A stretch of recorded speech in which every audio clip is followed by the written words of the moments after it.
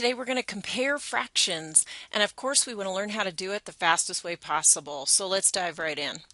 Let's say we've got a couple of fractions that we're not that familiar with, and for some reason we need to know which one is greater than the other.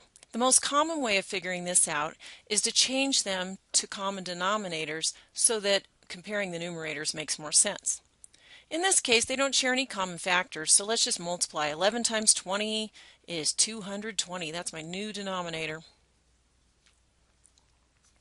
And since I just multiplied the two denominators together, I just need to multiply the numerators times the opposite denominator.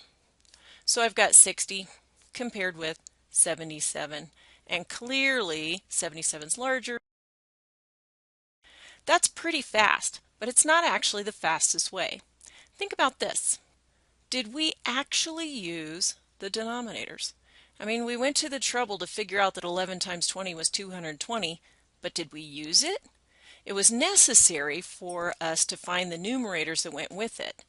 Maybe we could skip a step and just find the numerators. Let's try that again. If we've got 3 11ths and 7 over 20, try to pretend like you don't know the outcome already. Here's what you could do. Remember how we just multiplied each one by the opposite denominator? Let's just do that. It's called cross multiplication, right? 11 times 7 is 77. 20 times 3 is 60. Which one's bigger? I think 77 is bigger. That's the fastest way. Let's try another example. How about 12 over 47 compared with 5 over 21? I don't even want to know what that denominator is, but let's focus on the numerators.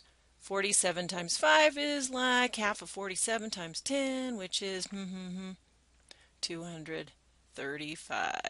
And 21 times 12 is like 12 times 20 plus 12 times 1, which is 240 plus 12. 252 is slightly bigger and therefore greater than 12 over 47 is greater than 5 over 21. I'd like to do one more example. You're going to recognize these two fractions.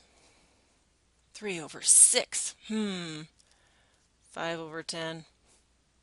Pretty obvious, right?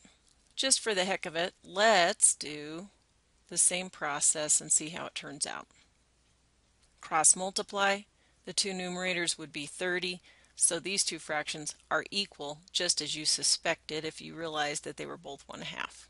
And that is the quickest way to compare two fractions. So go do it.